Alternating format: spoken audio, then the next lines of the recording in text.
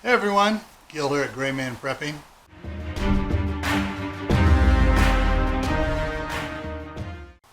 In this episode of Your Prep for Today, I want to talk to you about yeast. Now, there's several different ways you can get yeast. You can get it in the big old block, you can get it in the cans, the jars. You can get it at what's called the regular stuff, or you can even get the fast-acting stuff for bread machines. Now, in SHTF, if you got wheat, and you got your sugar, and you got your chickens laying eggs and stuff, and everything you need, but you don't have yeast to make bread, you're going to have unleavened bread, which ain't that bad, but it's not good.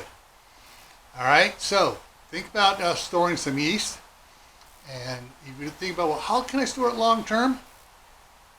Hey, freeze it. We've had stuff that has been frozen for years. Take it out, thaw it out, and it works. All right? So, keep on adding to your preps. Keep preparing no matter what other people tell you about, oh, it's okay, you don't need to do that anymore. You do. Keep adding to your preps. What you add is up to you. But that's what these are all about. These, Your Prep for the Day, are ideas to get you thinking about what you may need to add to your preps and what you may have forgotten that you really wanted. All right, so I hope it helps you out.